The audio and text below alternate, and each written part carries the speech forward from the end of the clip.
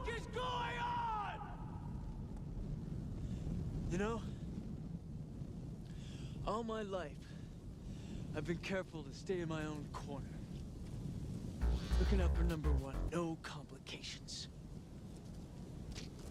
Now suddenly, I'm responsible for the entire fucking world. And everybody and his mother is trying to kill me if my head doesn't blow up first. Maybe it's not just about you anymore. Listen. You listen to me. You see that city over there? That's where I'm supposed to be. Not down here with the dogs and the garbage and the fucking last month's newspapers blowing back and forth. I've had it with them. I've had it with you. I've had it with all this. I want room service! I want the club sandwich. I want the cold Mexican beer. I want a $10,000 a night hooker!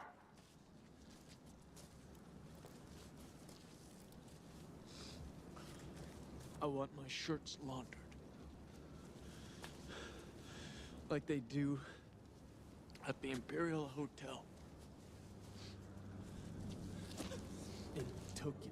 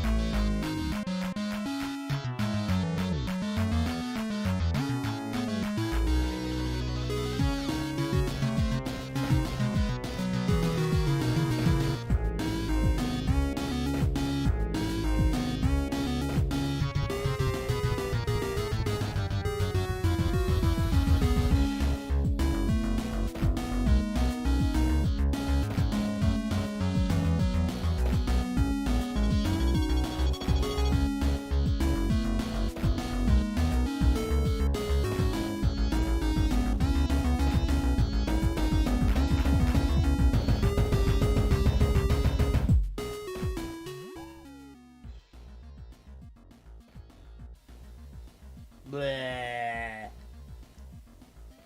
That's what I have to say. Bleh. It's about my state of mind.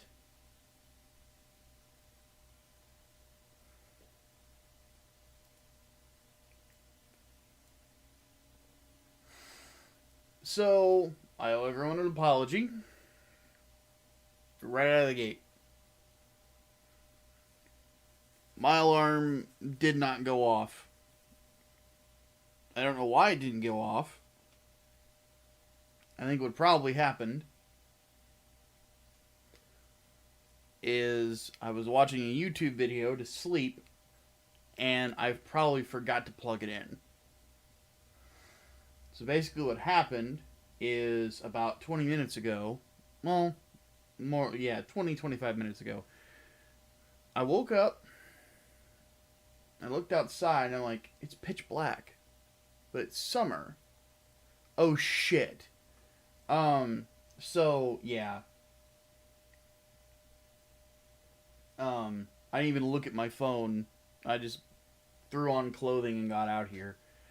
So, I am a little groggy, to say the least. But, we do have plans for gunplotting tonight. What we're gonna do for our humble friend the Guntank. Here he is.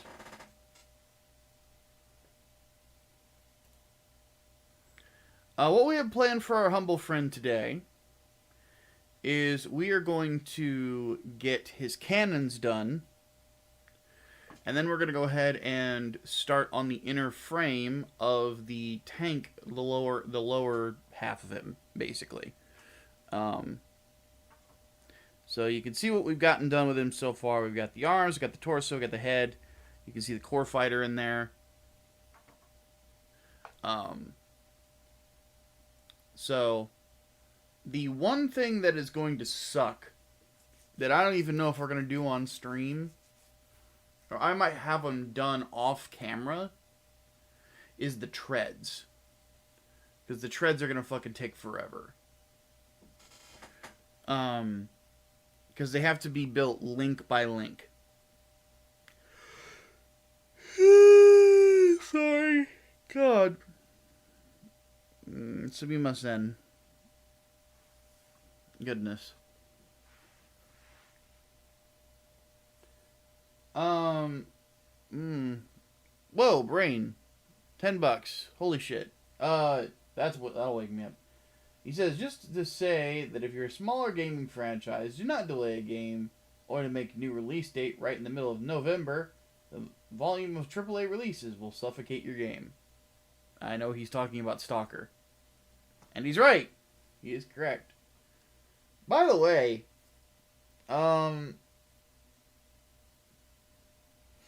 did anybody see the reveal trailer of this Mortal Kombat 1 expansion? Did anybody else watch that? I just watched it while I was prepping the stream.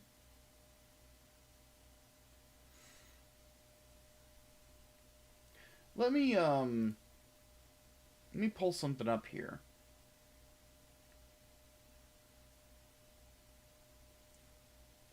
Because I feel like Mortal Kombat's got a problem.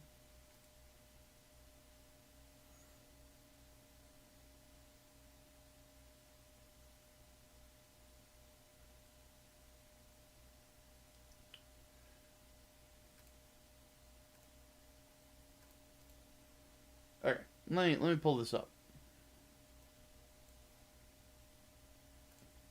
That's just me. Okay, there we go. So the expansion pack is called Chaos Reigns. Which I think that they're meaning this is, oddly enough, a reference to the film Antichrist. Which I can get behind that, because Antichrist is a fucking weird and crazy film. But let's kind of talk about this. So, the problem that I have with this straight out the gate is that, once again, the least interesting characters in your DLC pack are the Mortal Kombat characters.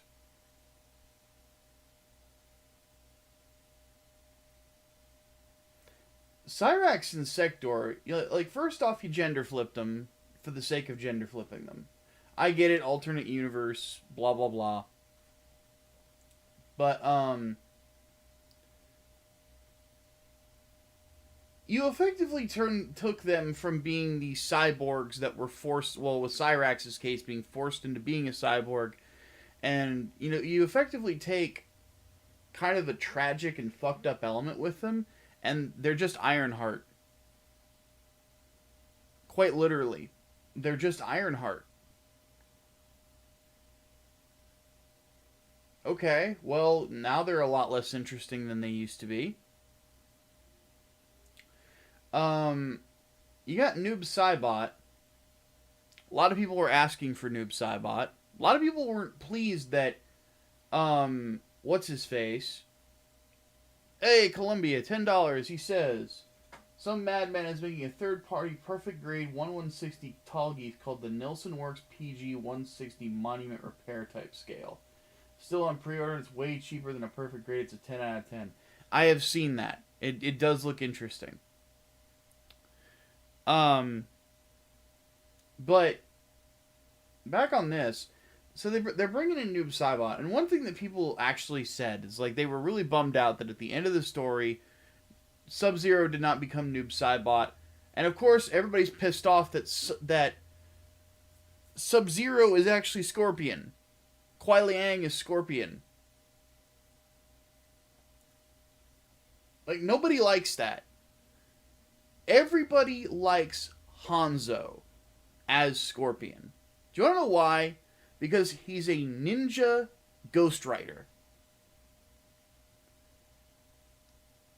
That is exactly what Scorpion is. And that's why everybody loves him. He is the spirit of vengeance. It's not really that original, but as time went on, the character came into his own.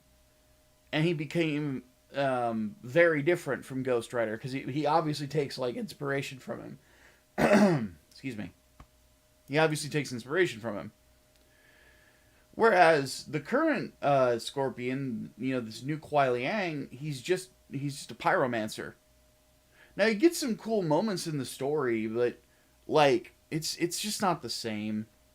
You know, Hanzo is the fucking man.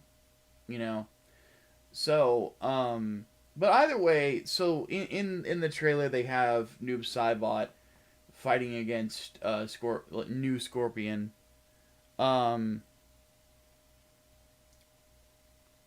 Which is very weird. Here's the thing with this Noob Saibot design. So this particular Noob Saibot design is not bad. It's not good either. That's the thing. The one thing that I like about it is, again, he's from China. So they make him look Chinese. That was something that I really liked, because this is obviously kind of based on Sub-Zero from Mortal Kombat 11, right? The problem that I have, generally speaking, is this green stuff. Why is there a green 1 on his chest?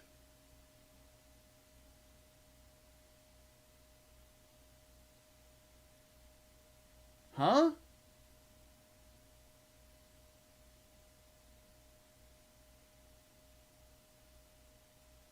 Is it because Havoc is the bad guy, but Noob Saibot is #1 douchebag in our hearts? Is that why? Is that why you have a green 1 on your chest? Or is this some new uniform for the Green Bay Packers? Like, really, man? It throws off the whole outfit. It does. It's like, we need to put color separation in there. Not really. The guy's a fucking shadow. Like, what the fuck are you doing? Like, let's compare that. Hold on a second.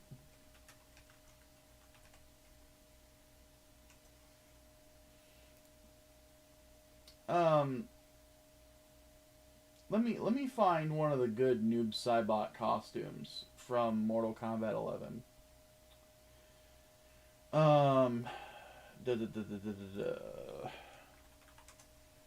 Because he had some rough looking ones, and then he had some bangers.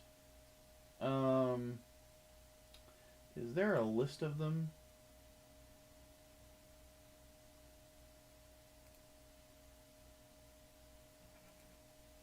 Okay, there's a video here. So Noob in the last game had some bangers. He had some stupid looking things. This default one looked fucking stupid. What the fuck is with that hat? What is with that hat?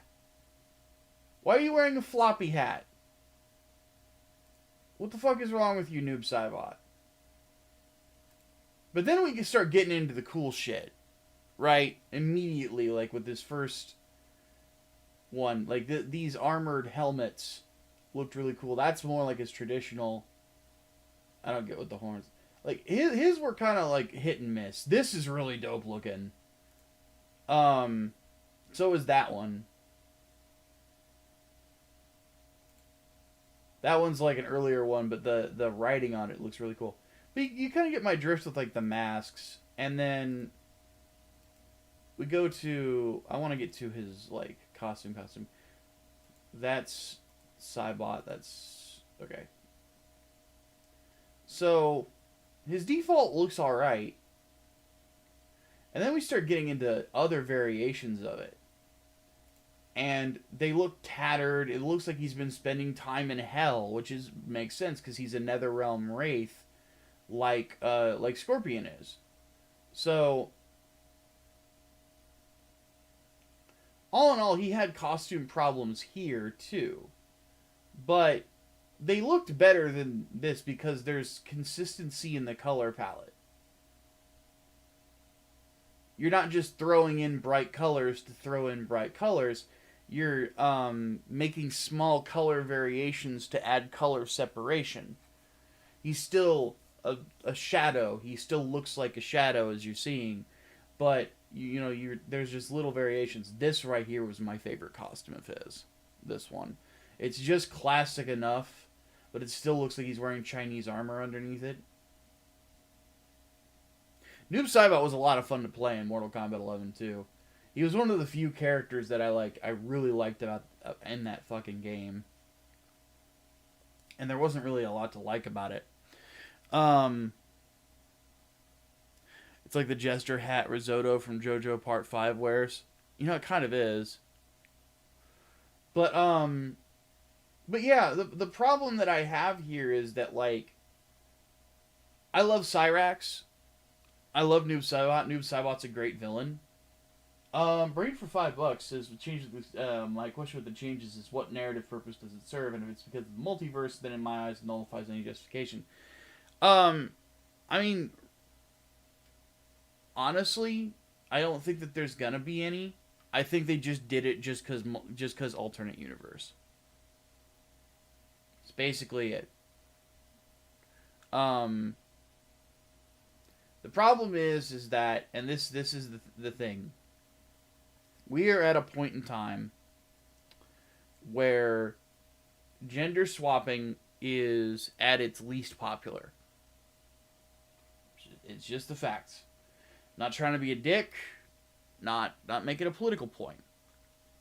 I'm just telling you the temperature of the room. Gender swapping is at its least popular. People are sick of it. People are absolutely sick of it. Because it never, puts an interesting twist on the original idea. It never does. What they are going to use this for, I'm going to call this right now. So, those of you watching, keep record of this, clip it if you want to, or whatever. My prediction is that the only thing that they do with Fem Cyrax and Fem Sector is they do it just to paint Noob Saibot as a sexist. Which we already knew he was.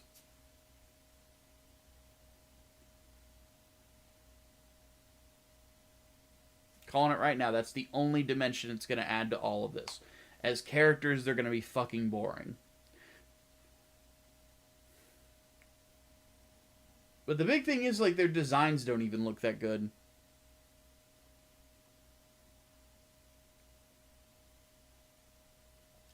So, what we find is that, again, the most interesting parts of this are Ghostface, the T-1000? Yeah, the T-1000, and Arnold fucking Schwarzenegger, Conan the Barbarian. And you want to know what the problem with the Conan the Barbarian part was? When they showed Conan the Barbarian, one of the most legendary heroes in all of comics and novels and the whole 9 yards, they didn't play Anvil of Crom.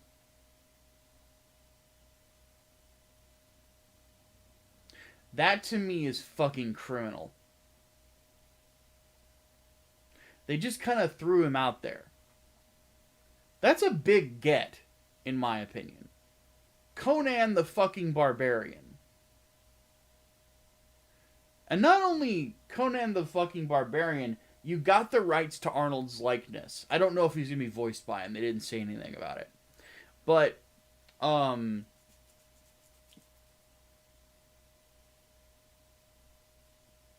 like, that to me is kind of wild. You know?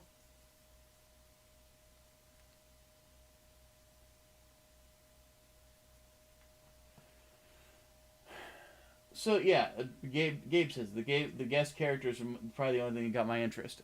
That's a problem, in my opinion. I'm like, this is sort of an issue with Mortal Kombat. Is that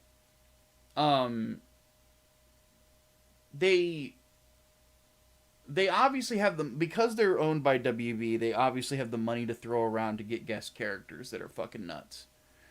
The problem is that they overshadow the actual characters in Mortal Kombat so badly that it gets a little embarrassing. And it's kind of sad to see, you know?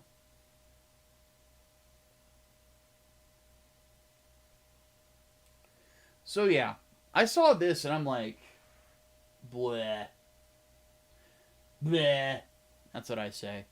However,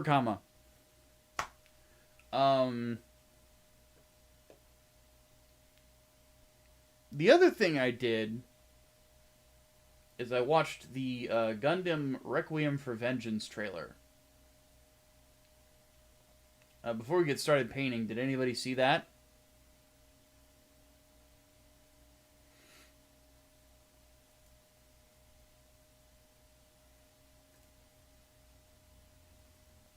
Because I saw that and I was like, huh. Also, I changed my wallpaper again. I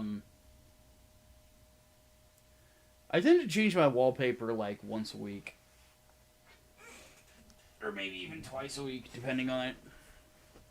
Like, before I had the Gundam up, I had the Cubile. So yeah, for those who don't know, there's going to be another Gundam mini-series called Gundam Requiem for Vengeance. It is fully CG, like Igloo. And they're kind of trying to do like an 08MS team thing with it, but with Zeon instead of the Federation. The lip sync did not look good. The giant robots looked good, but like the people did not look good. And that's unfortunate. I feel like I'm quoting Gura. That's unfortunate. But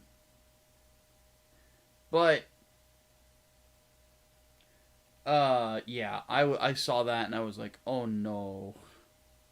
Oh no. So, I don't know what it's going to be like. Apparently, it is going to be canonical. Excuse me. It's going to be canonical to the Universal Century.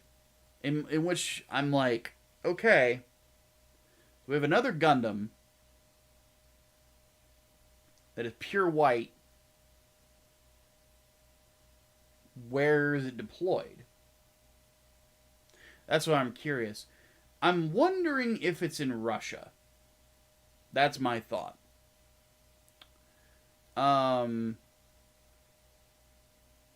because that would be the one region where there was not a Gundam spotted in the 1 Year War. Would be around Russia or like Eastern Europe.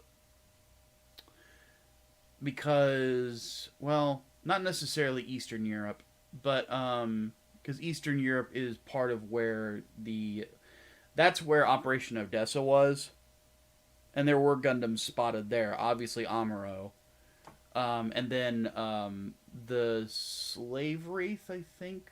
Yeah, the Slave Wraith team was there too. So, and the Slave Wraith team employed 2 Gundams. So yeah, I'm thinking it's probably somewhere in Russia. Somewhere around there. Because it says 11 months into the conflict. That would be around Odessa Day.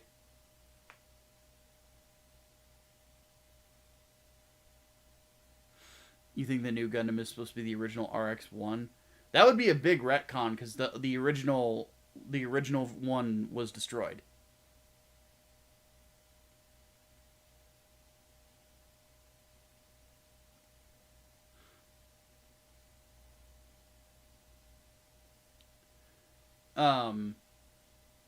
So yeah, that would be a pretty big retcon. I would think it would probably just be like another Gundam variation meant to be testing certain types of equipment.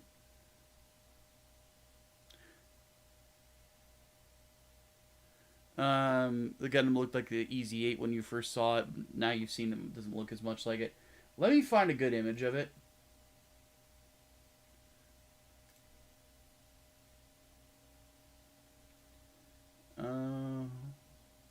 Give me just a sec. I'll pull up the trailer.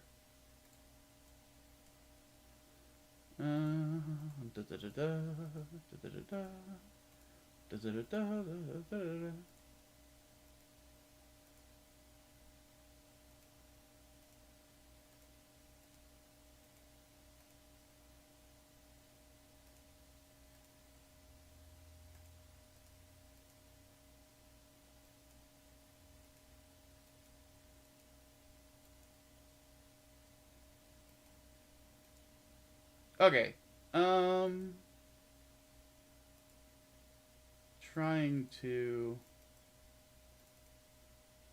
get a good shot of it. And it is not possible because it's in motion. Okay, there we go. We got a decent one. Hold on. Hold on here. Okay.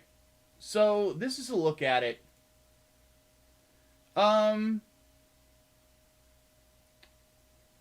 So its beam rifle is kind of similar to an original Gundam's. It looks a lot like the RX-78, just with some different armor plating, and it's painted completely white. And it's got additional stuff on, like it's got a minigun that'll flip over on the shoulder.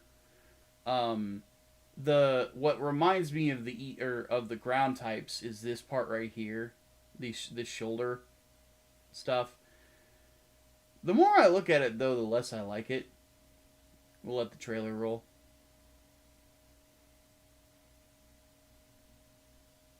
But, I think it's interesting that we've got Zaku tanks. That's kind of neat. There's a Zaku 1, there's a Goof Custom. Now, here's my thing.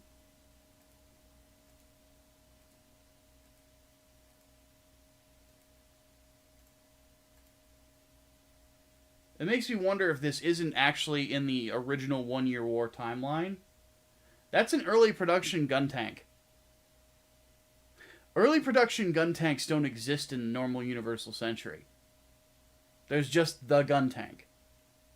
Early production Guntank is an origin thing.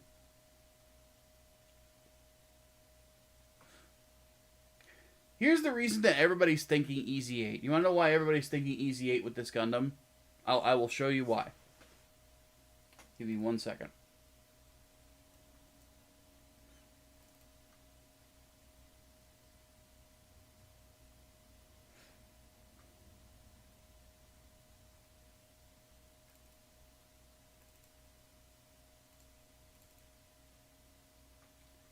I think I have a wallpaper of the EZ8.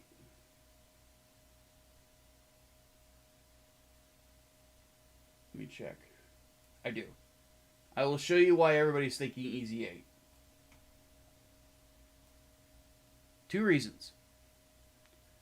1, the color. The EZ8 is almost completely white. 2, it's this. It's the eyes. The EZ8 is the only Gundam with red eyes.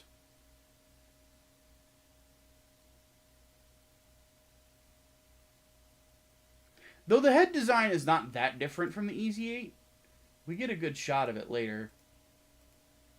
Right here.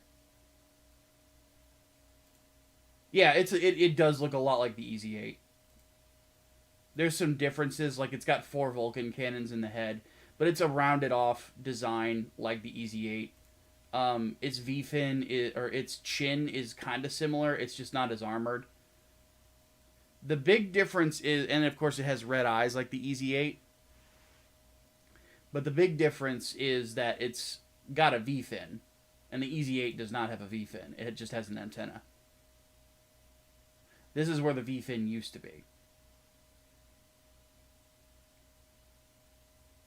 So yeah, it does have a lot of similarities with the EZ8 in its head design.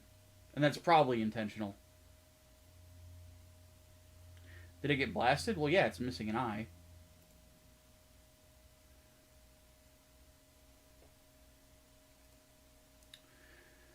But I don't know what to think about it. Honestly, I'm going to watch it. I am going to review it. But I'm not hyped. The hype is not real. That is the problem. Blah, blah, blah.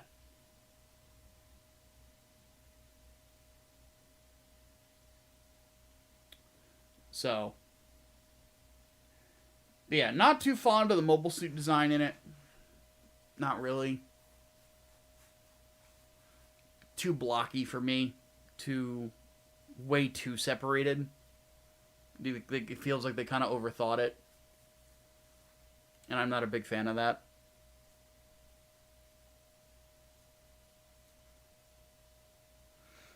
As you all know, I very much believe in the KISS principle. Keep it simple, stupid. You know. Alright, let's go ahead and get to work, shall we?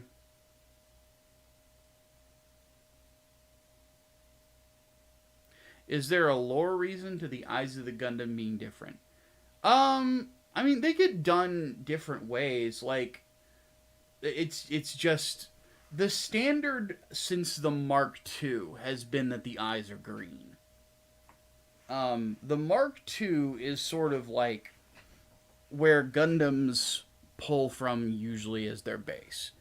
It has green eyes. It has the yellow V-fin. So on and so forth.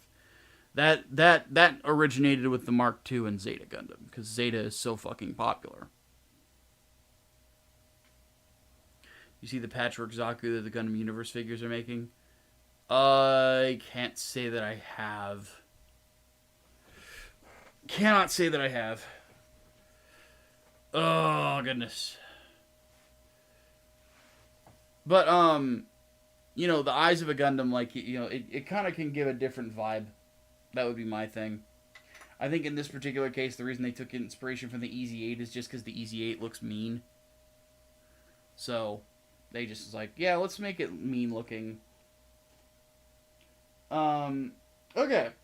So what do we have on the docket today? We have 2 specific things we're going to do. Because I've spent the first half hour yapping. What is all on here is the stuff for the gun cannons, or the Guntank's cannons, and the inner frame for its treads. We're going to spray that all out today while we yap together, and we will call it after that. So yeah. But yeah, I just wanted to talk about that to start off, just to kind of help me wake up a little bit. Shake out this primer. Oh, let's turn on the air compressor. Ah, that all familiar buzzing. Oh, yeah. You'll post it in Discord under toys for me. Alright, yeah, I'll have a look real quick then. Oh, it's a little bit easier to get around now. My back is still hurting, but it's not as bad as it was last week. What the fuck?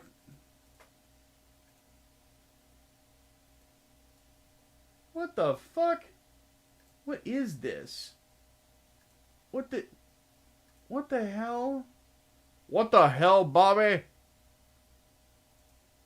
It's a Zaku. How'd you screw it up, Bobby? Hey, look at this thing. What the fuck is that? What is that? What is that, Private Pile?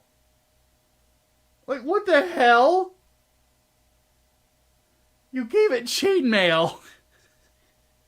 What the fuck? Somebody overthought this. Oh my god. Why? Now, I know why they did the red shoulder. This is an homage to Vodham's. That's fine. But still, like, what's with the fucking thing over the eyes? Nande kono frame? You know, like, what the fuck? It looks terrible.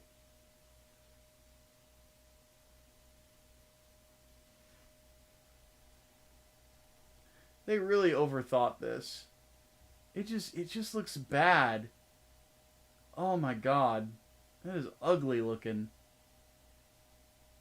Oh. Oh, it's terrible. I'm gonna rate this mobile suit. You guys ready? You guys ready? 1 out of 10. Looks like shit. Ugh. It's bad. It's really bad. That is really bad. Oh my god. If that sells well, there is no hope for mankind. There is no hope, only Zool.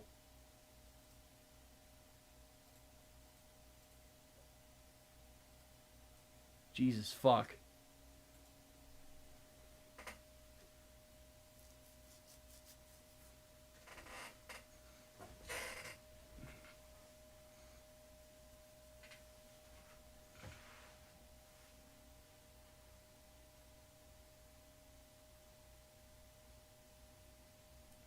Okay, so let's go ahead and start with the canon stuff, because this won't take that long.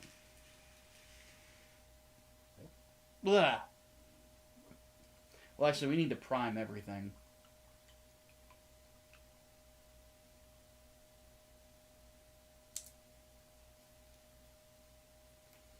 Take a Gyaradoga over that. I think everybody would.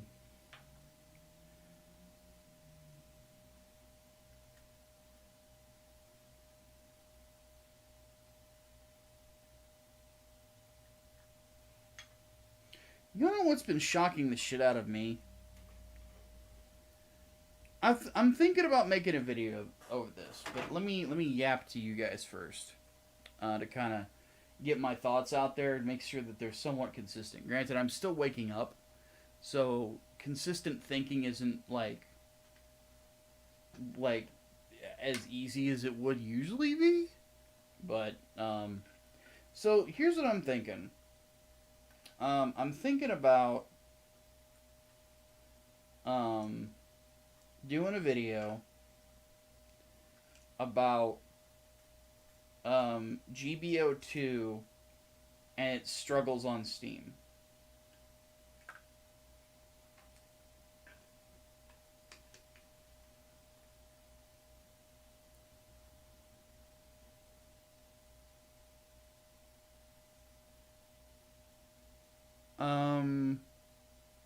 Gino in prayer because discovery is allowed and just pray that she wins. You mean Gina? Gina Carano? I'm interested. I'm not gonna jump on any bandwagons with that one, and I'm gonna explain to you why.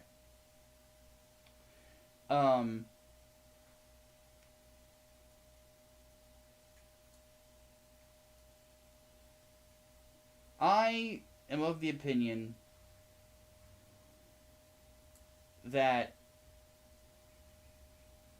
getting invested in public court cases isn't always the wisest idea.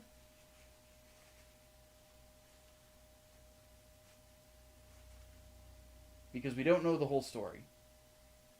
On the flip side, if what Gina Carano is saying and is alleging is true, yes, I definitely hope she nails Disney to the wall. That goes without saying. But I'm not going to put any emotional investment in it.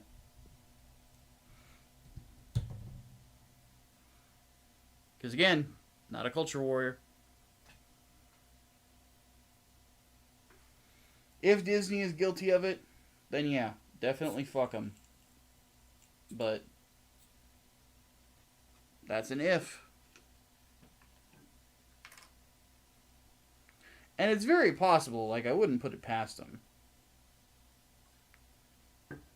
Especially, like, given how political the fucking studio decided to get. Not to mention, with the whole thing with Gina, it's like, everybody on the Mandalorian's staff flat out said that they wanted her back and that she was amazing to work with and spoke up in her defense, you know?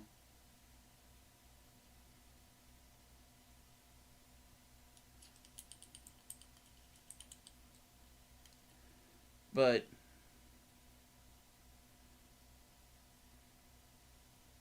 the one thing about Discovery being allowed, and this is something that a lot of people aren't thinking of, is that with Discovery allowed, means the worm could turn the opposite direction.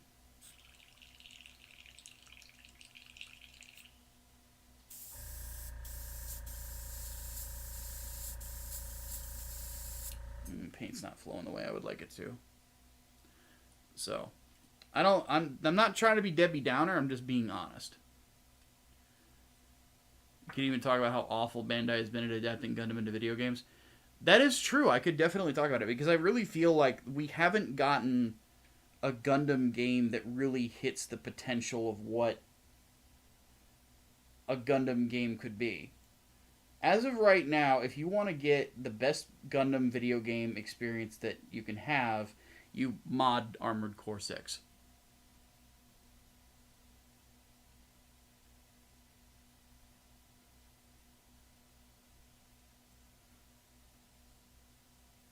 And I'm not fucking around, like, that's the truth. I actually have a new Gundam mod. And Sazabi mod for Armored Core 6 that I've been using.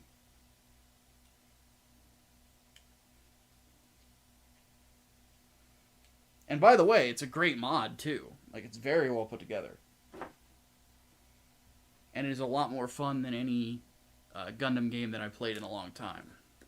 It's not that Gundam games are bad, but they don't really give you, like, the definitive, I'm piloting a giant robot experience, in my opinion.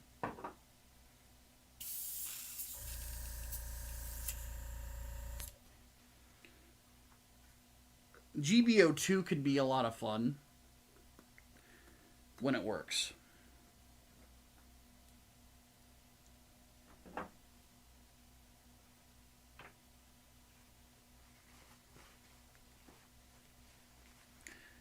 But GBO 2's whole thing, and this is kind of my big criticism of it, is you can tell that the guys who developed it really like MS Igloo.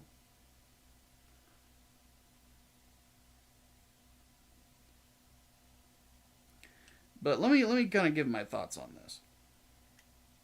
So, GBO 2 on the PlayStation has had a pretty loyal following for years, right? Can you guys hear me all right over the fan?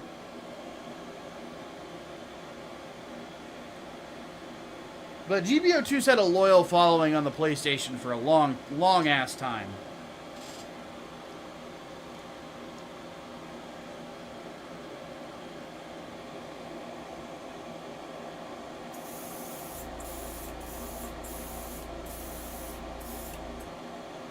But the thing about putting GBO 2 on PC is that PC players have higher demands for multiplayer games than console players do. They have higher expectations. Not to mention, the fact of a PC multiplayer experience is that there's a lot of possible factors that can work against you in regards to how your experience on that platform goes. There's a lot of different ways to cheat on PC that are not as easy to do on consoles. So stuff like aimbotting and things like that.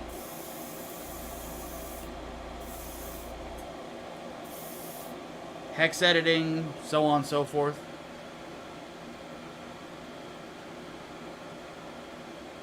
That are a lot harder to do on a PlayStation version.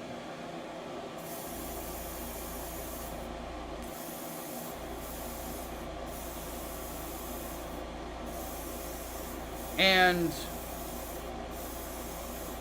the PlayStation version has not, or the PC version has not adapted to that at all. You know, there are aimbotting problems. There are people. I actually saw, I shit you not, just this morning when I was getting my dailies in, just to kind of, because I had nothing else to do. I saw a dude flying a Zeta Plus, and he was able to fly the whole match.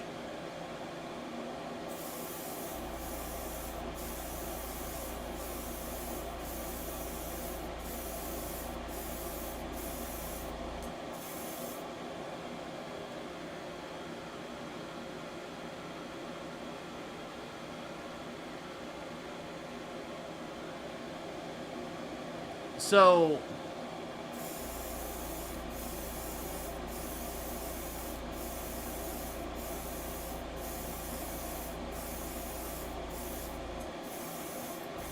because of those high expectations,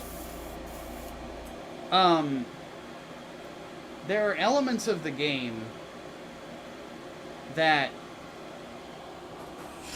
honestly need to be worked on and need to be fixed and need to be changed for people to really adopt it en masse on PC. I feel like there's some things that Japanese players will put up with that American players will tell you to go fuck yourself over.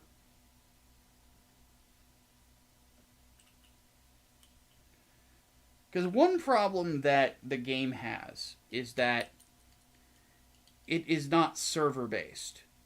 It is P2P-based. Which is a nightmare in and of itself. You know? Now, to be fair, the in-match netcode, when the matches get going, unless the host is, like, in, like, the mountains of fucking India, it will run pretty decently. You know? It'll run pretty well. It didn't on launch. Which was really weird, because the beta, and Brain can attest to this, because he played the beta with me. The beta for GBO2 on PC ran really well. The only problem was the base, the opening where you're like setting up your matches and shit. That ran like garbage. But the in matches were like smooth as silk. And then the full version came out and you're just sitting there like, what the fuck happened?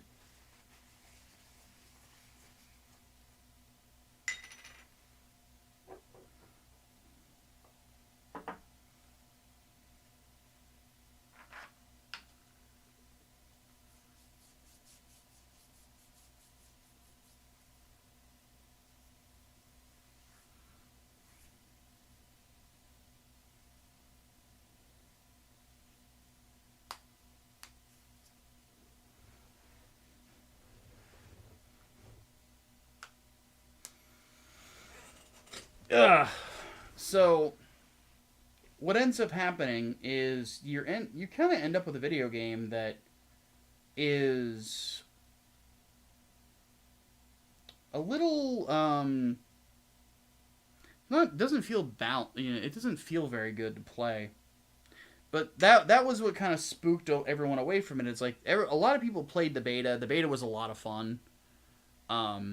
However, the unicorn update showed how fuck busted the unicorns were at the time. Still, they were fun to play as. I liked playing as the Banshee. But,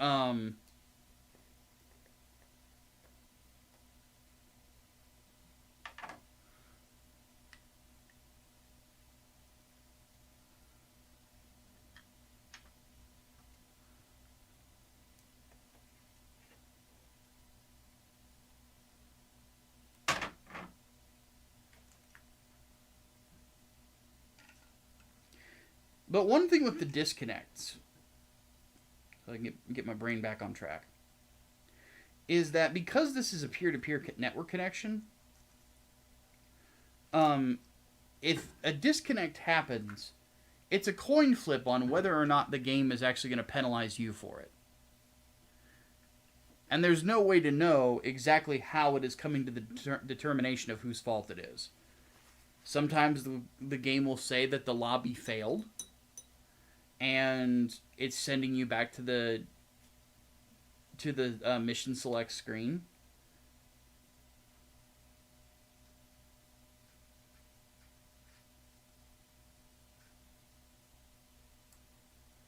And you don't get penalized. Sometimes the game will crash at the score screen at the end of the match, and you're just sit there looking at your Zaku's face, and then you have to Alt F4. You have to Alt F4 the game to get back out of it. Then the game penalizes you for quitting, even though you didn't quit. The game crashed. It's not your fault. So now you have to play rated matches that you might not want to play to start getting XP at the same rate that everybody fucking else is. And it's like, what the fuck? I didn't have a choice but to disconnect. Like, what the fuck else was I gonna do? Right? So...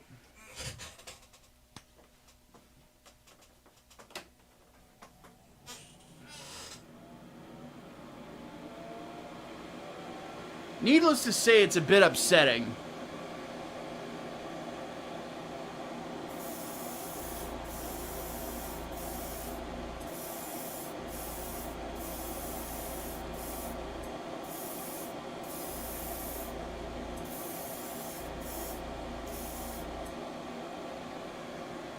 And I think that's part of the reason as to why PC gamers have not really, like, gravitated towards it.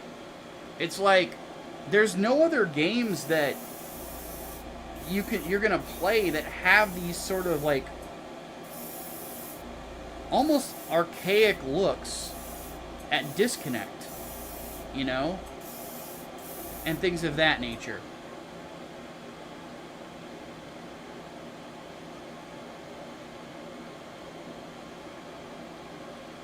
It's just not something that happens.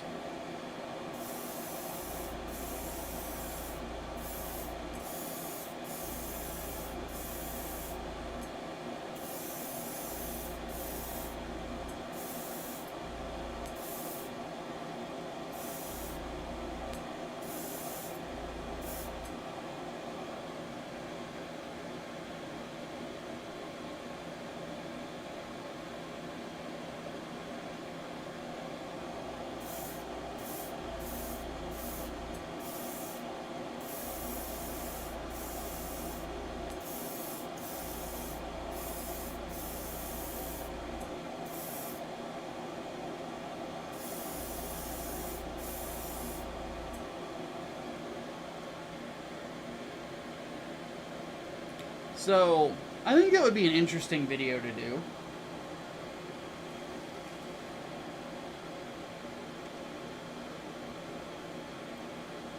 Because like I said, like, GBO 2 is a fun video game. Or it can be. But the issue that it's always going to run into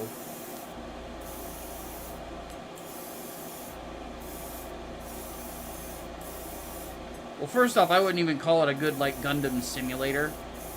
Oh, wow, that's not good. Hold on a second. Hold on. Hold on here.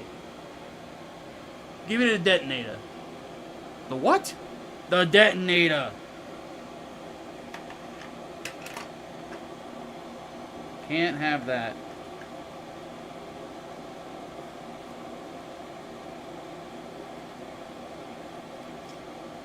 That nub would have gotten in the way of the actual assembly. And that would be bad. I'm about to knife the rest of that off. But, ah!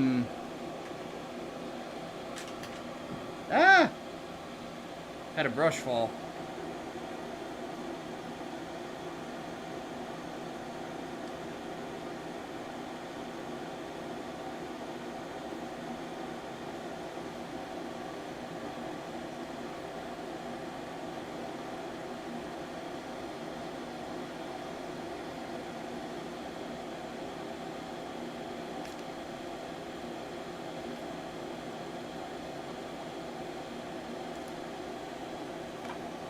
Okay, there we go.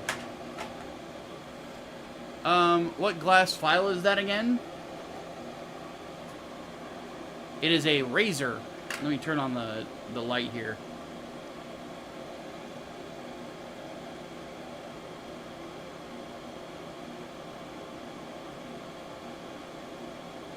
RASER. It's a $30 file, so it is expensive, but it is the best that you're going to get your hands on.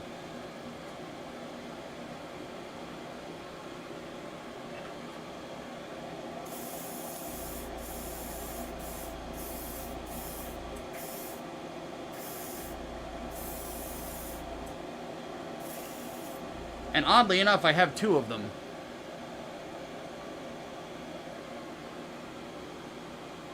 I have one big one and a thinner one that wasn't as expensive that I use for smaller gaps.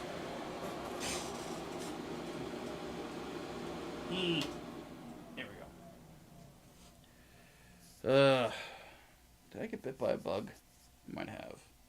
Yep, there's a mosquito bite on my arm. Damn it. Damn it, damn it, damn it. You are very welcome, Columbia. I'm always happy to help. But yeah, the razors that you can get are awesome. They are like nub erasers when you like really set your mind to getting it down. Like, it's at a point where with any nubs that I get, if I'm using that properly, especially on like exterior armors and stuff, and then I prime it, you're never going to notice that there was ever a nub there. It is great. Let's not do that yet.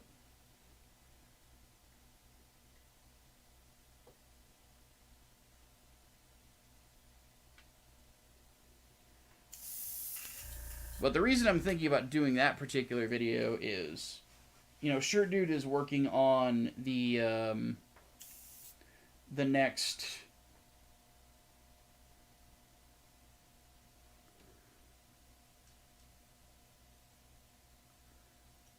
Gundam review, which is Seed Freedom. And then after that, we're going to start working on Gundam Wing again. Which case, I'm going to... That is my plan for the weekend, is to work on that.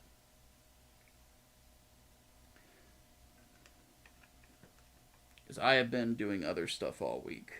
Mostly resting my back. To kind of try to get it back into shape. So... Ugh. Excuse me. Okay, one last thing I'm going to do. So the one thing about this tank inner frame, and I know this is really weird because I'm never going to actually see this, but just in case one of these days maybe it gets damaged or something like that, and I want to do like maybe a damaged build, is the inner frame of this has two different colors to the steel. So what we're going to do is we're going to prime this in white. just these two little parts. And then we're going to spray them down with a lighter color. Let's see, what do I got here? There we go. We'll use this. We'll use Super Stainless for it.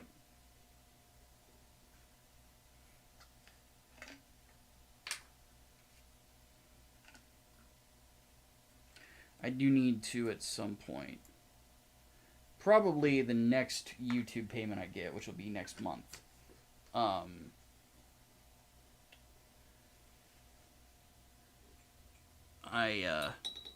wait. In between the next wing thing is Stargazer. I forgot about that, because Columbia had sent me money to review that, I believe. So, we will be doing so.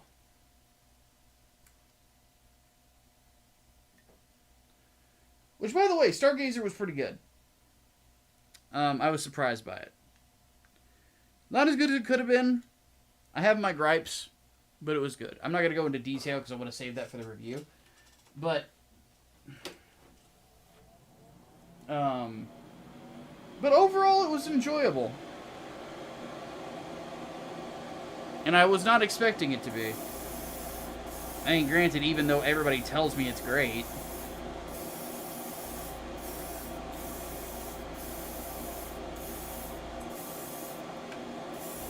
I am just always going to be skeptical of anything from the Cosmic era.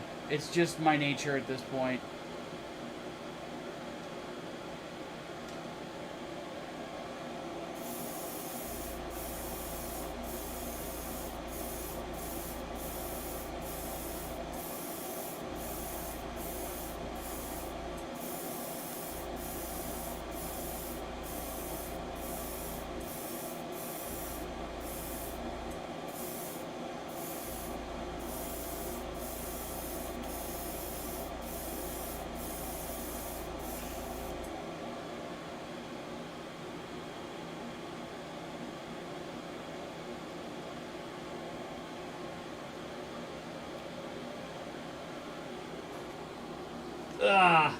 Excuse me.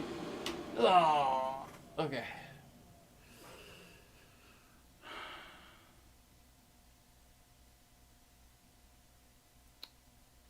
Oh, you only did that Rate the Mecha last year. I don't remember who it was then.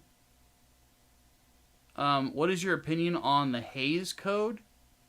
Huh? Did you mean to type something else, Shadow? I'm confused.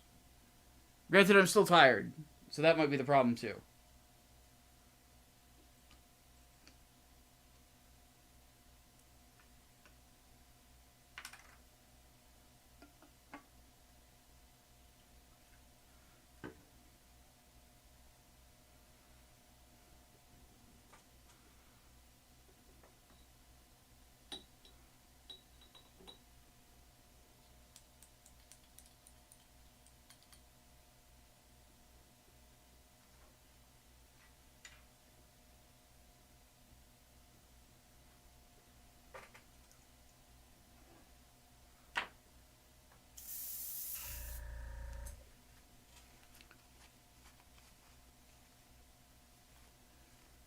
Yeah, Ronan, you don't need to worry about that, dude.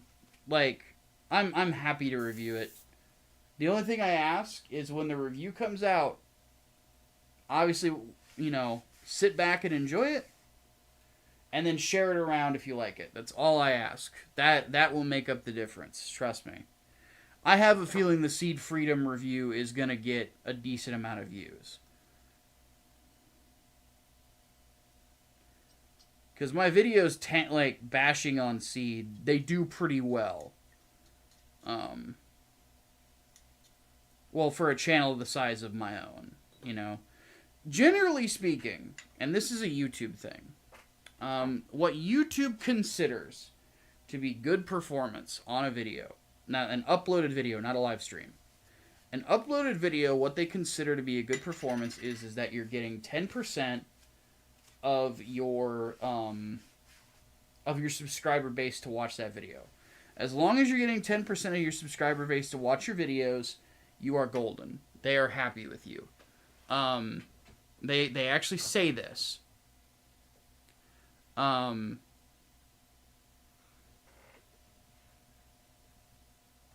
So like, if the one example is like the Fist of the North Star video I just did. If that hits 2,000, what am I at subscriber wise? 22,500.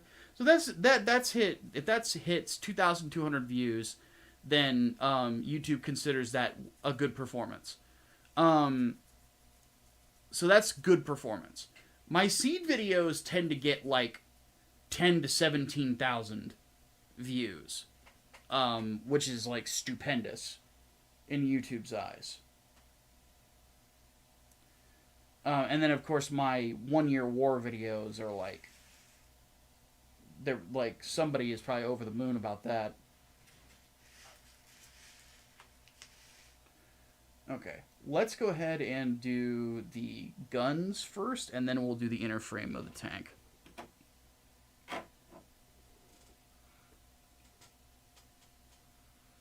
The day Micah has to do the complete history of Gundam Seed. You will probably never see me do a video like that. I will never do a deep dive of Seed.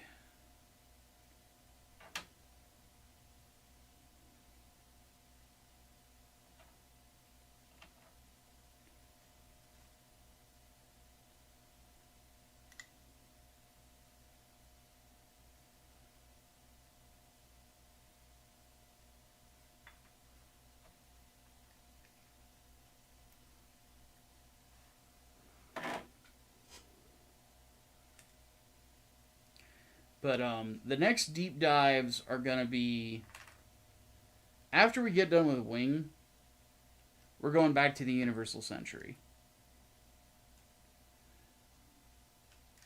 And the only other deep dives that I could see myself doing would be stuff like Votoms and Mellow Link.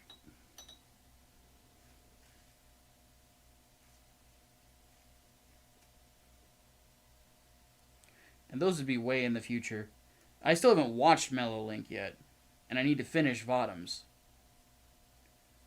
But it's not really a priority right now. I've got so many things that I'm balancing.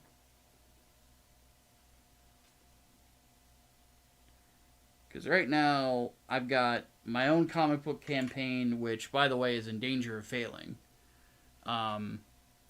So let me link that real quick. Let me show you guys where we're at with it.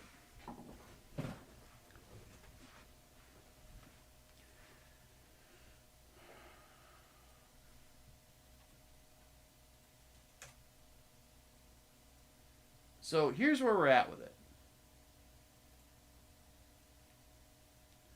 Oh yeah, a deep dive of IBO would actually be pretty good. I'll probably do that at some point. We need $390 to make goal, and we have only like a day and a half to do it. So, if you guys have not picked up Englewood Book 2 yet, you missed out on the original campaign. This is your very last chance to get your hands on it. So, let me go ahead and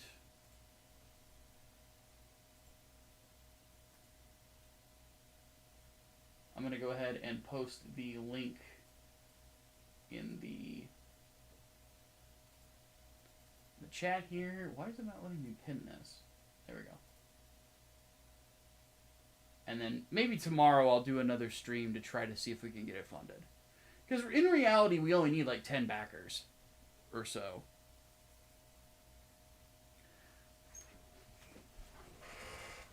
Ugh. You looking forward to my thoughts on Seed Freedom? Well, good, because they're going to be hilarious. That is what I will tell you right now. They are hilarious. As told to me by other people. They thought the shirt dude was like, dude, this is funny as fuck.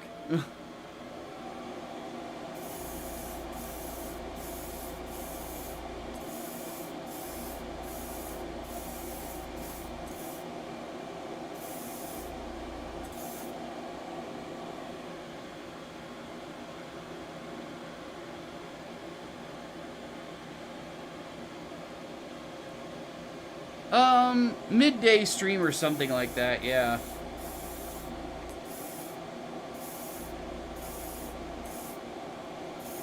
I think what I will do is I'll sit down and I'm gonna actually discuss why we're doing the campaign in the first place. Just to be transparent about some stuff.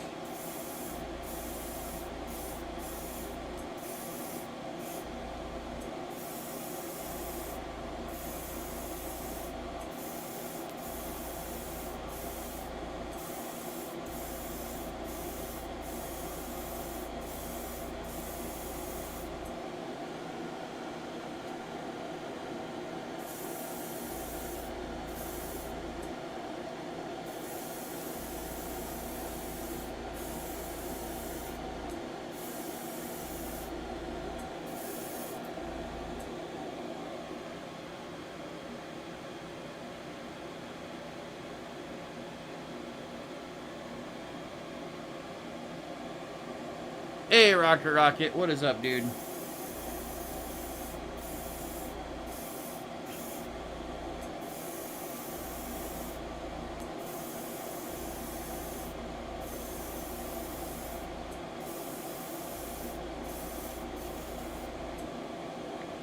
Oh, ran out of paint.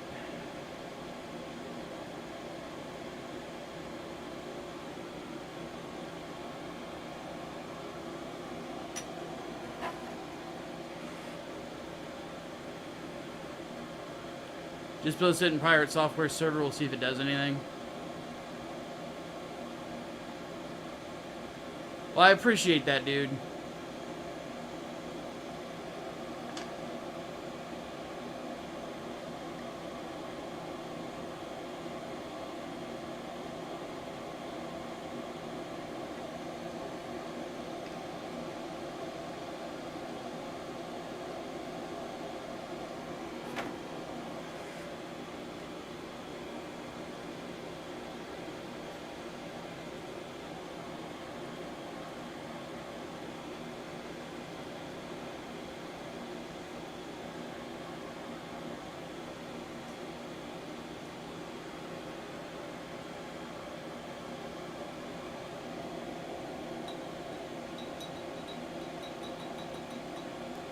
Got a lead on a high grade act guy for you. Can't find a master grade. Let me know when you find a master grade. I don't build high grades because the parts in my hands just do not mix.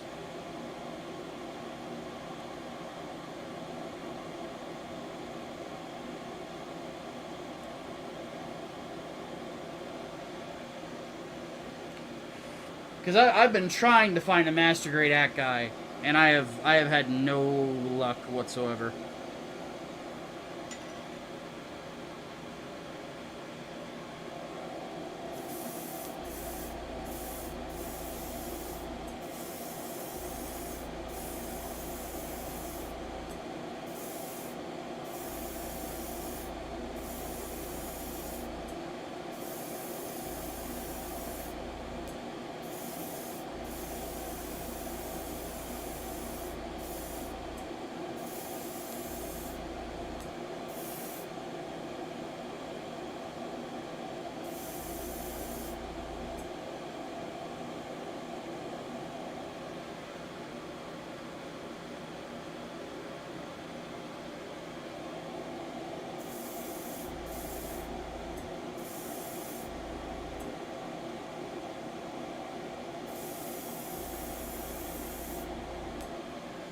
I want to make sure I'm getting all the bald spots covered, and I did. Okay, cool.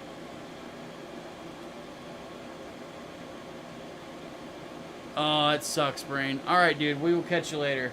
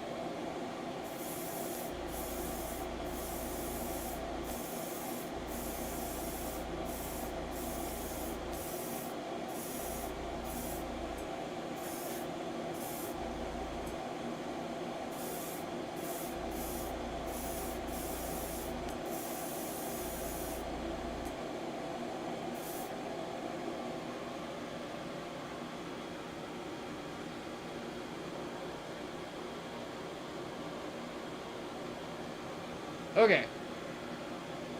So that's all painted. Alright. Go and clean this out. There's actually a little paint left over.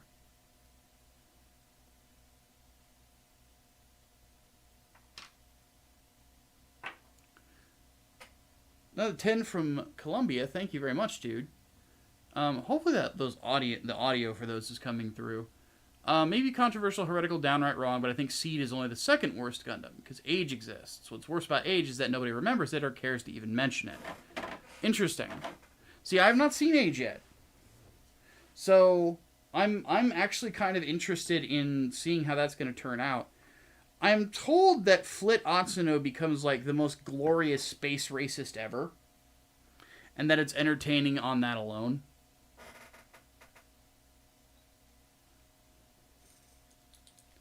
And I'm genuinely interested in watching a show where we effectively see someone go from being a bright-eyed fucking kid with hopes and gets to fly the cool robot to fucking, like, Space Hitler. That's going to be interesting. Because if nothing else, it sounds hilarious. Like, if it's funny, if I'm laughing, then it's a success in my eyes. Because here's the thing about, like, Seed Freedom. I could watch Seed Freedom again. If I was in the mood for something that's, like, so bad it's good. Yeah, I could watch Seed Freedom again. It's hilarious.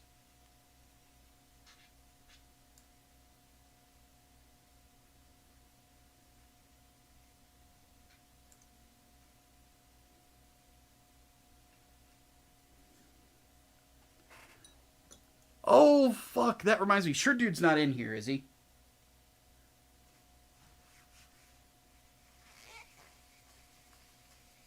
We need to do a joke callback, and it just dawned on me.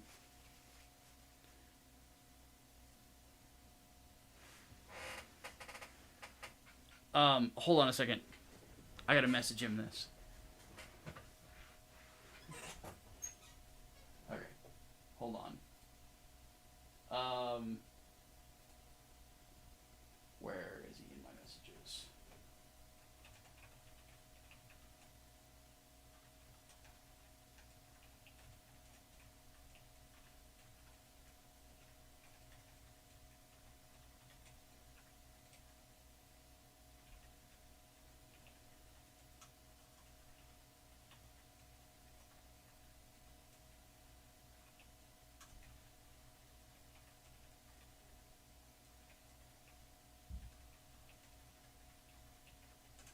Okay. I'm not going to tell you guys what the joke is. But it's a callback to a joke in another Seed review.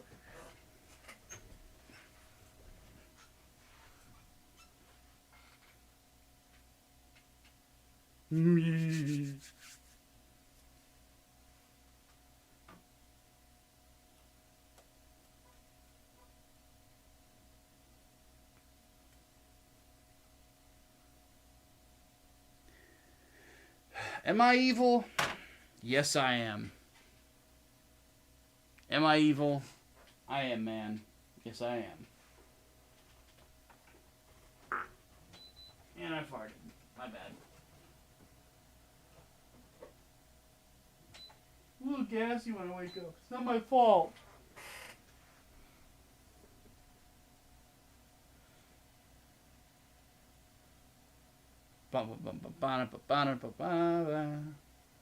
My mother was a witch. She was burned alive. Thankless little bitch. For the tears I cried. Take it down now. Don't want to see your face. All blistered and burned. Can't hide my disgrace. 27, everyone was nice. Gotta see him, make him pay the price. Take the bodies out on the ice. Take my time. Am I evil? Yes, I am. Am I evil? I am man. Yes, I am. Whoa. Sorry.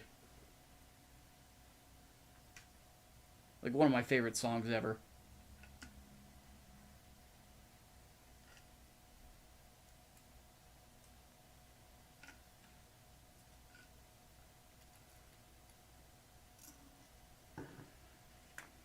So I also have other good news.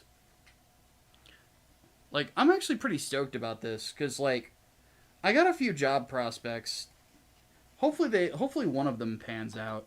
I have a job interview on Monday, which I gotta do laundry to make sure I've got some dress pants and stuff. Not to mention make sure that I've got enough money for an Uber.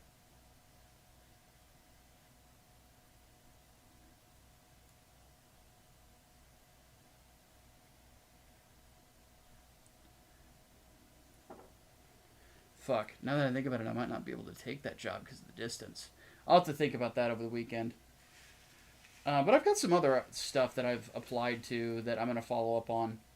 Once I get a good, steady paying job, I'll be able to invest in getting some comic books back into production after Englewood is...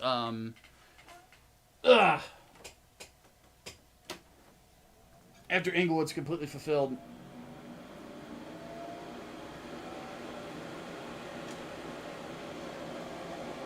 The goal... Obviously, the next book after Cyberpop, Lolly's book, comes out with Grindstone after we put that on crowdfund. The next big one is the crossover between the Saint and Peregrine. People have been waiting for that for like 2 years now, which in my opinion is 2 years too long, but we had shit happen. You know, it is what it is.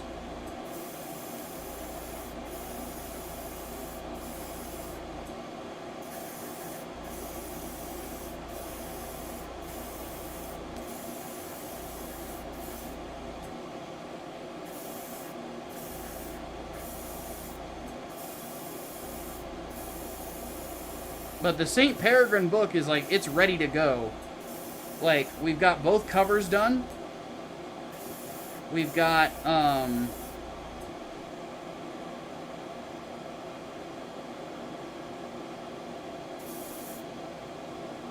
that looks good. But yeah, we've got both covers done.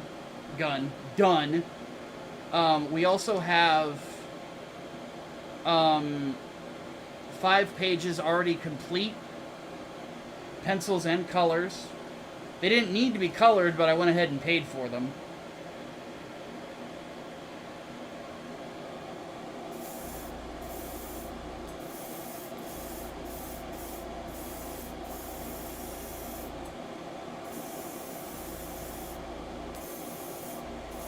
But yeah, we have covers from 2 different artists.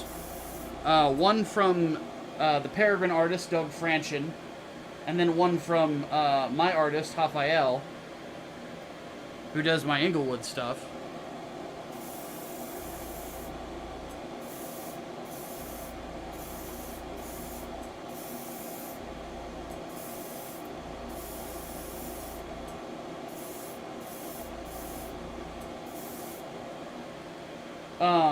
Like, that's ready to go.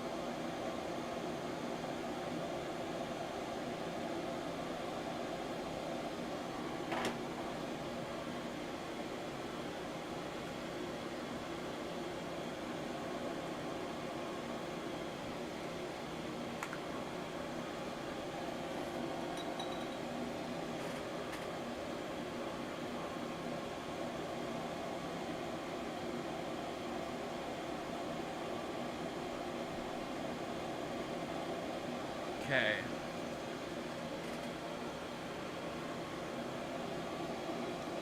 Almost done with that part of it.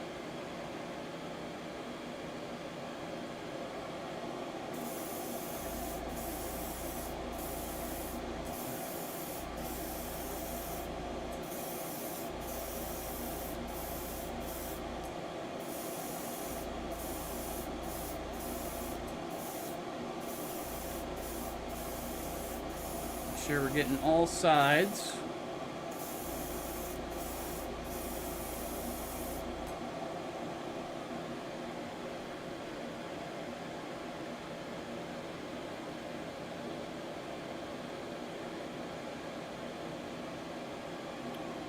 So there's that.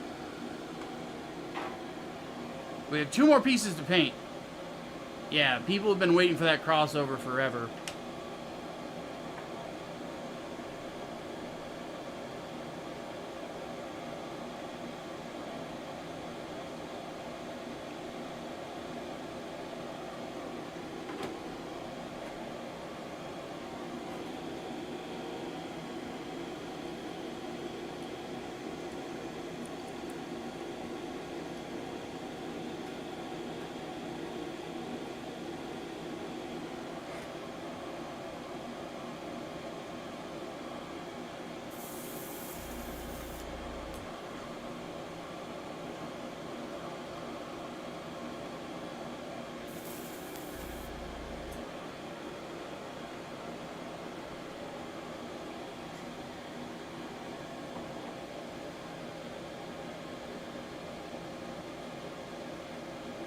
Get a polygraph? Holy shit.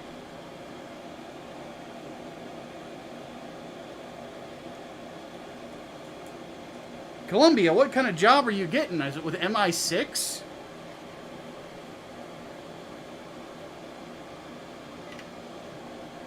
Columbia over here is like secret agent man.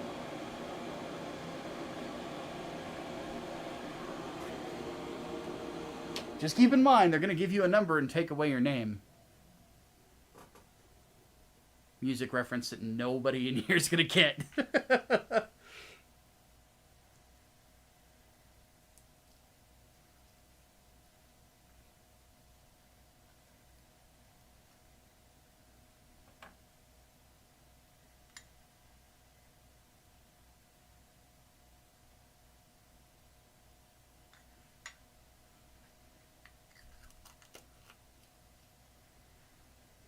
Ah, police.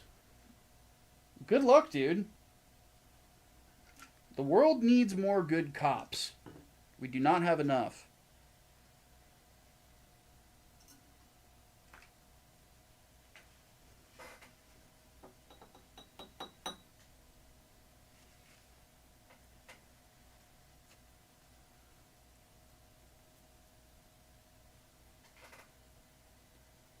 Oh, so you're north of me. Okay. I didn't know that they did polygraphs here in Illinois.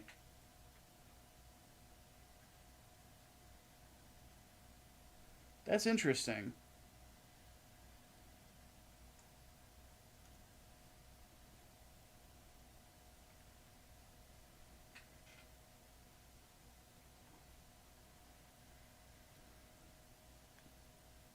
Granted, I guess it would be a good way to figure out whether or not you've got any like gang affiliations or something like that. Lord knows up north we have a lot of those. Well, mostly in Chicago.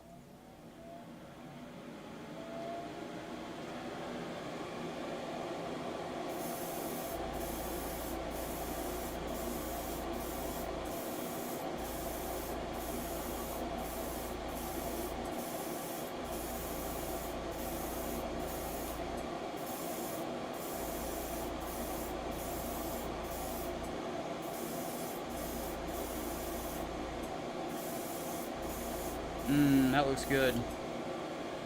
I really like stainless steel paint.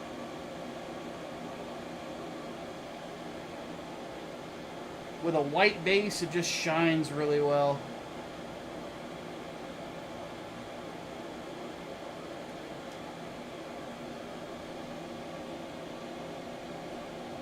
I'm as vanilla of a record as it gets. Yeah, I figured.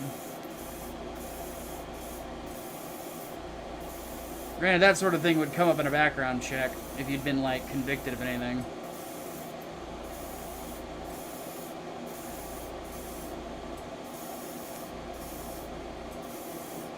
At one point in my life, I thought about becoming a cop. But I kind of feel like I've, like, gone way past the point of doing it at this point. I mean, I'm in my late 30s. I'd never get anywhere with it. What I wanted to do was become a detective.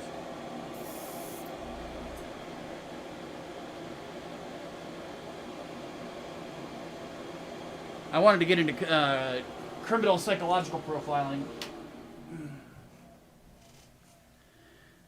Because, you know, I've read books on, you know, forensic psychology and things like that.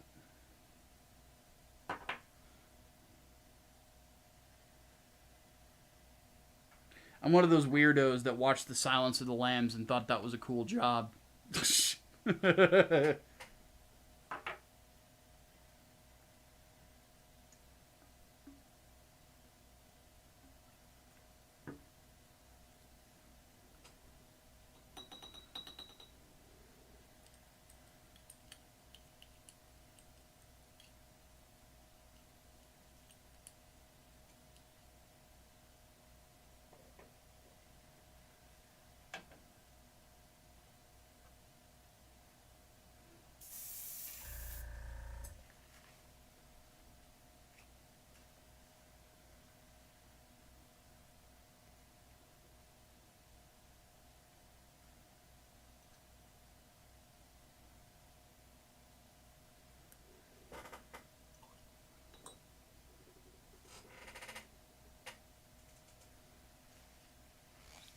Places like Iowa that draw the line at like 44.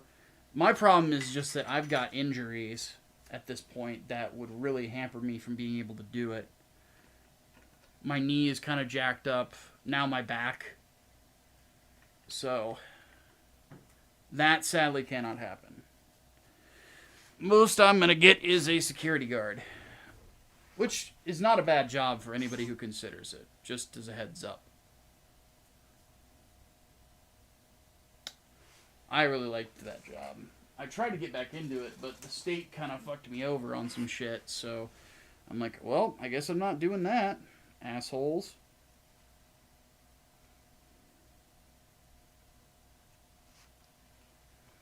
Okay. So cannon assembly is apparently pretty simple. Let's turn off the ring light. It's not really necessary here. So the cannon assembly is right here. So all we gotta do is take this. Yeah.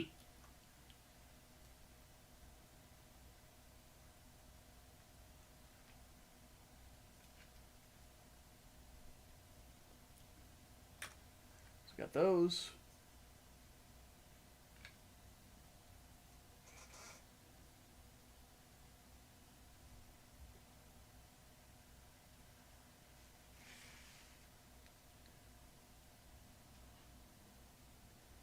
These.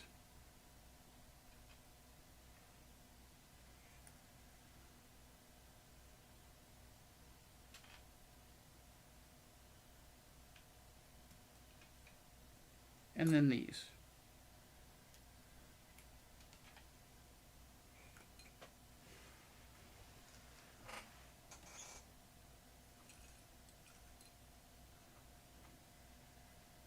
So apparently what we do with this, you slide this over the top of it.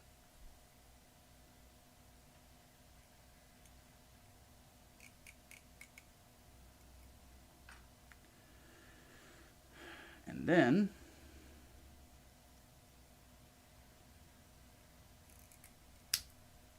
oh wow, that was piss easy. God damn. Alright. So let's do it again.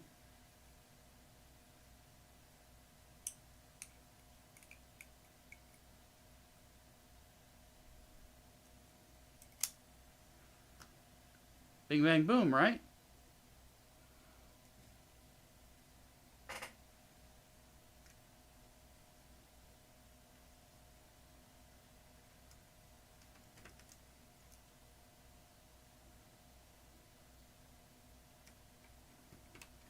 Hey, what do you know?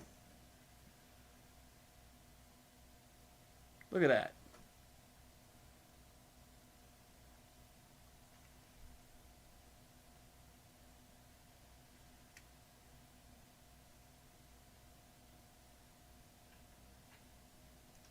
Let me. Look at gosh darn Guntank. Bang.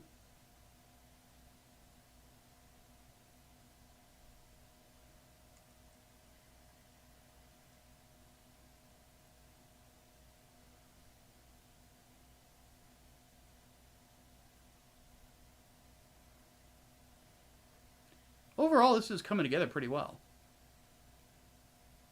I'm liking it.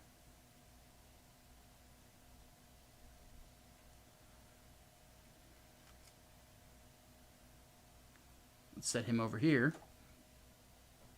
Now, for the inner frame of the tread area.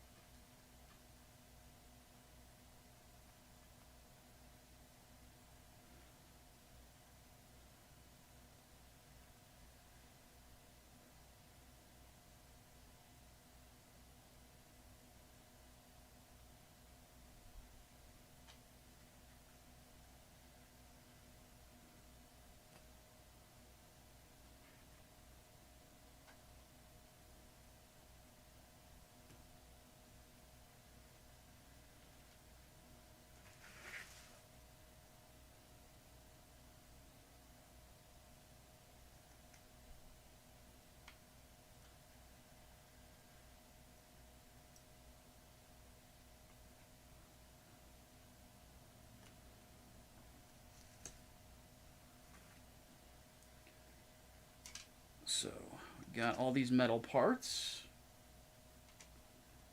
that all look very distinctive from one another, which is good. So we got all that, right?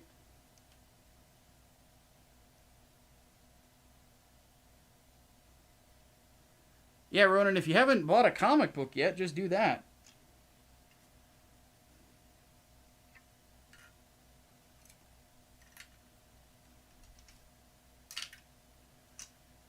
Trust me, give it a shot. You'll like it. The difference between me and a lot of modern writers is I actually give a shit about what I'm putting together.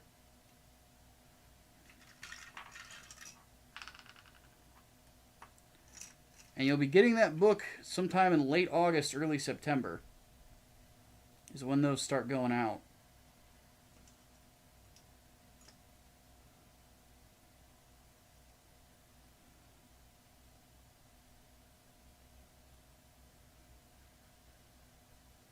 Okay, so how this works is that this gets slotted in right here. Oh, you guys can't see what I'm doing. That satisfying click. And then this, like so. I'm glad that you do, Ronan. I'm very glad that you do, buddy.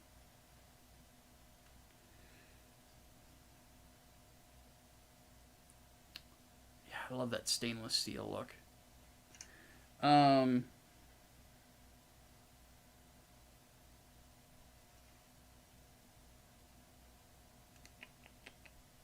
Now,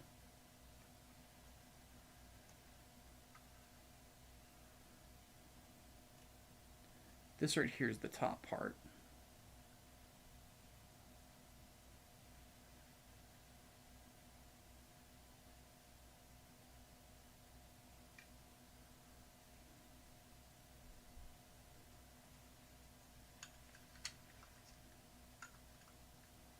So this snaps onto this.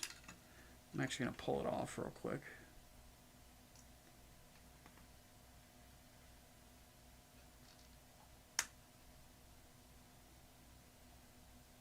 There we go.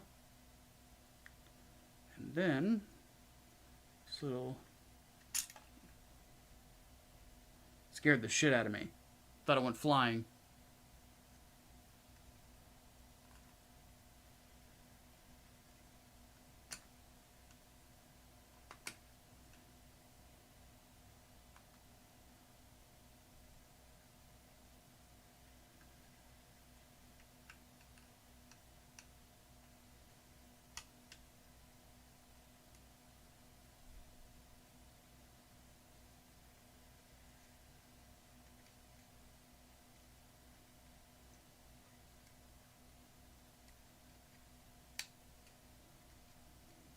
There we go. That's one side. Now for the other.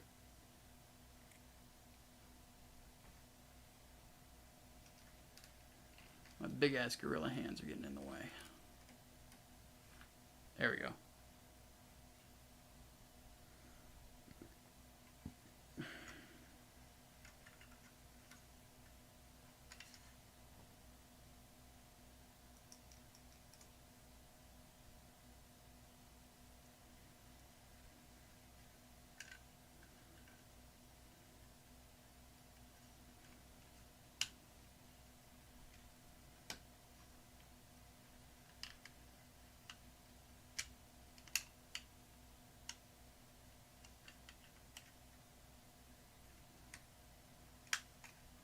Ah!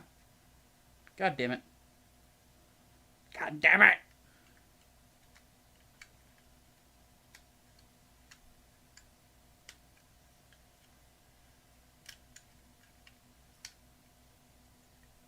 Snap on there, you little cocksucker. There. Ha! Victory is mine.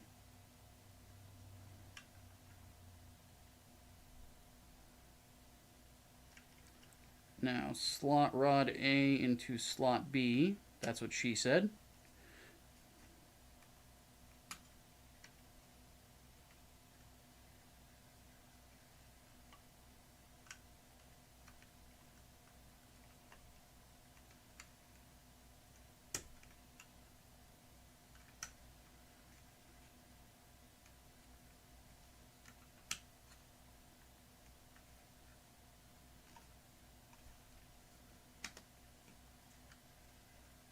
Brava.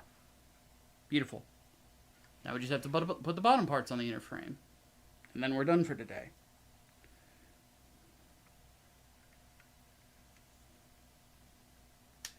Which is easy as pie, I think. There we go. So there's that.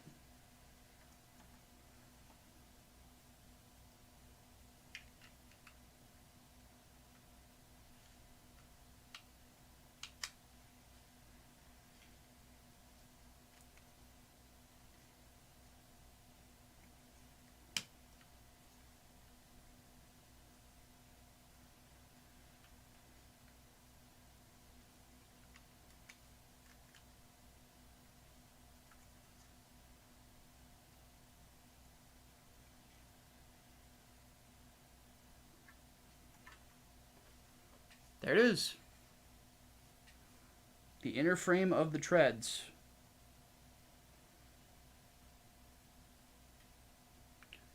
Do I ever plan on reviewing Gundam X? Yes, definitely. We will definitely be doing Gundam X. I don't know when, but we will definitely be doing it. So let's have a look at this. Actually, there is something on the inner frame that is fucked up. I done goofed something. Is that supposed to be on the outside or the inside?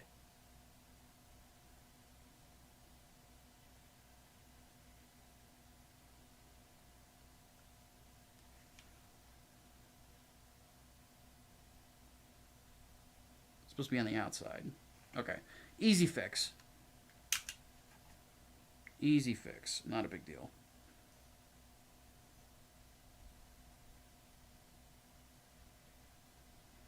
pop that off.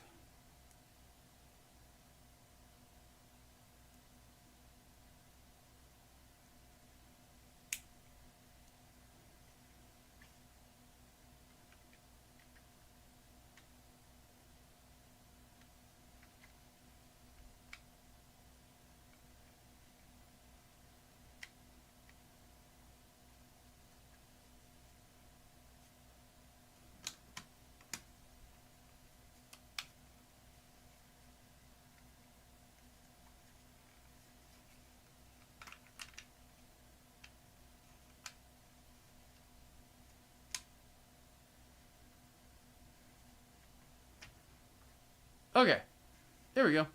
Now it looks good. And then if you're wondering how the Guntank sets on it,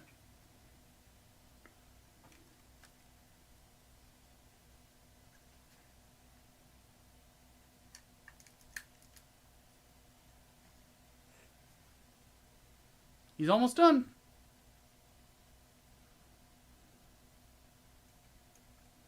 Angle this down a little bit.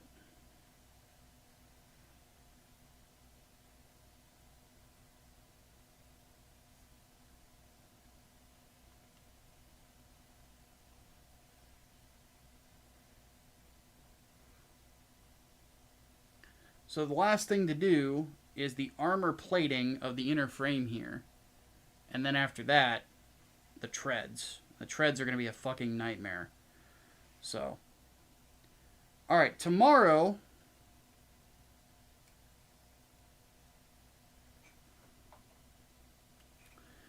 I don't know what the plan is.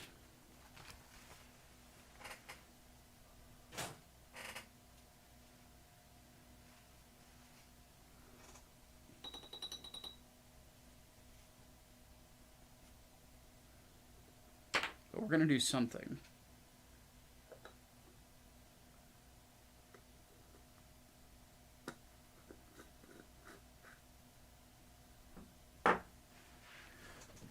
Ugh. Ow. Ow. Okay.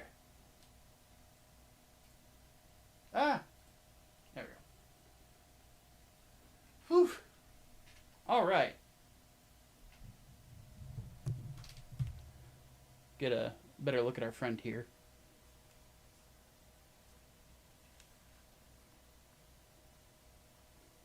It's very top heavy right now. Looks really good though.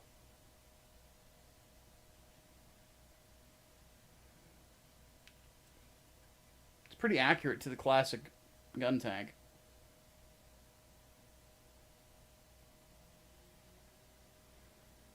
And I really like the semi-gloss paints on this.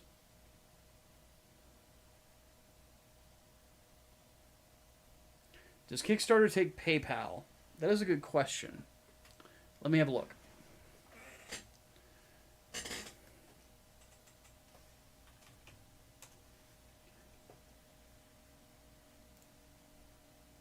So...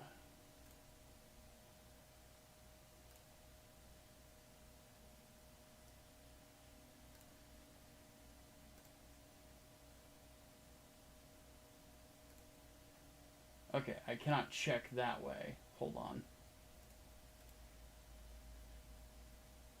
I'm about to create a new account. Kickstarter, stop being stupid.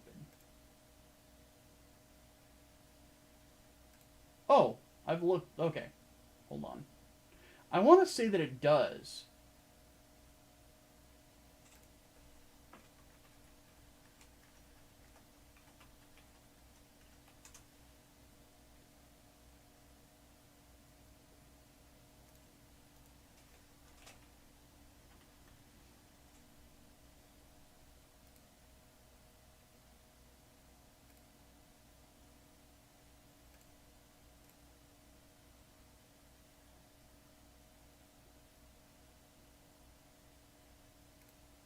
Okay, so it takes debit cards.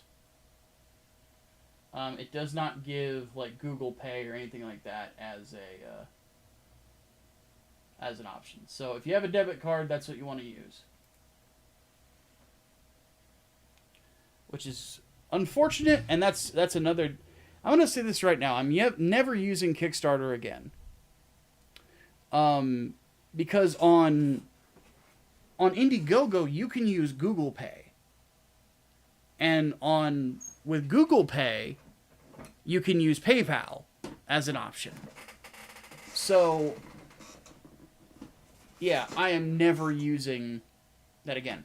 And to answer your question to Tally Matt, if you are a patron or a channel member, you can get into my Discord server. All you have to do is just make sure that you got your connection to whatever you're using, Subscribestar, Patreon, or YouTube, and it will be able to get you in. So yeah. But anyway, I'm thinking tomorrow I will sit down and play Avidya. And I will play Avidya until the book gets funded or I pass out. One or the other. We're close. We're very close. We're almost there.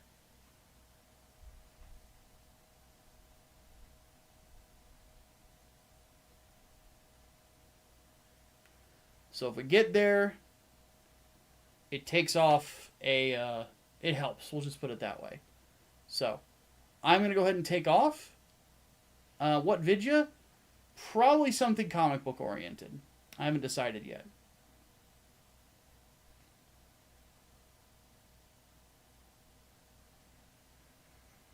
But, I'm going to take off for the evening.